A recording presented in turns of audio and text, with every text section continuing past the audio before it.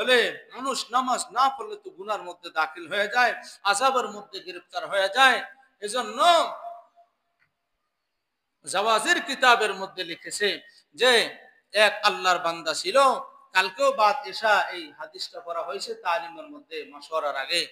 বললে জাওয়াজের কিতাবের মধ্যে লিখেছে, ইবনে হজর রহমাতুল্লাহ আলাইহি লিখছেন, বলেন আমার এক বোন ছিল, আমার এক বোন এরকম ভাবে ইন্তেকাল করেছে।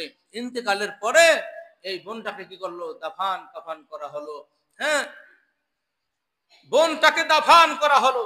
এই জানাজার কাজে, দাফানের কাজে ভাই শরীক হলো, শামিল হলো।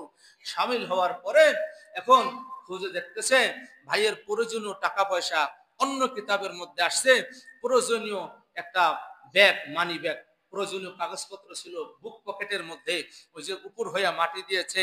হ্যাঁ, বলে ওনার প্রয়োজনীয় মানি ব্যাগটা অথবা টাকার থলেটা কবরের মধ্যে পড়ে গিয়েছে। একা একা চিন্তায় পেরেশানিতে পড়ে গেল, কি করা যায়। হ্যাঁ, ভেবে চিন্তে উনি কবর খনন করতে গেছে। আমার অনেক প্রয়োজনীয় জিনিসপত্র এই মানি ব্যাগের মধ্যে, থলেটার মধ্যে আছে। কবর খনন করতে গেছে, কবর খনন করছে। কবর খনন করে দেখতেছে কবরটা আগুনে দগ্ধ হয়ে আছে, আগুন ধাউ ধাউ করে জ্বলতেছে, লেলিহান শিখা কবরের মধ্যে। কালকে এসার পরে তালিম করা হয়েছে। এখন এই কবরটা কি করলো, আবার উনি আটকাই দিল, প্রয়োজনীয় ব্যাগ আর টাকার মানি ব্যাগ, থলে ব্যাগ পেল না। চলে গেল তাড়াতাড়ি মায়ের কাছে, মা আমি তো বিভিন্ন কাজে কর্মে ব্যস্ত থাকি, আমার বোনটা এই হালত হলো, আমি প্রয়োজনে আমার এই ব্যাগ হারিয়ে ফেলছি, খোঁজার জন্য কবরটা খনন করলাম, দেখলাম কবরের মধ্যে আগুন আর আগুন। মা আমার বোনের এই দুর্নীতি, আমার বোনের এই পরিণতি কেন, এই কবরের মধ্যে ধাউ ধাউ করে আগুন জ্বলছে, মা আমার বোন আমি তো সহ্য করতে পারছি না। তখন মা বলতেছে, বাবা তোমার এই বোনটাকে আমি বহুবার নামাজের জন্য ওয়াক্তে বহুবার বলতাম, মা নামাজ পড়, মা নামাজ পড়, মা নামাজ পড়। আমার কথায় আমার মেয়েটাই কর্ণপাত করতো না, নামাজের প্রতি ভ্রুক্ষেপ করতো না।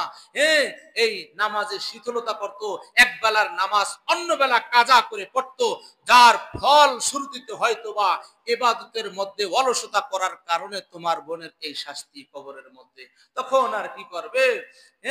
এখন ভাইও কান্না করে, মাও কান্না করে, বোনের এই আযাব কি করে সহ্য করা যায়।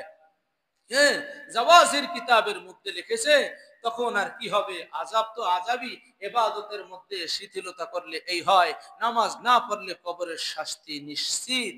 এজন্য মেরে মুহতারাম ভাই ও বাপ, আল্লাহ তাআলার হুকুম হচ্ছে নামাজ, নামাজ, নামাজ, 5 ওয়াক্ত নামাজ আদায় করা, কোরআনের ছত্র ছায়ায় থাকা, কোরআনের ধারক বাহকদের সাথে থাকা।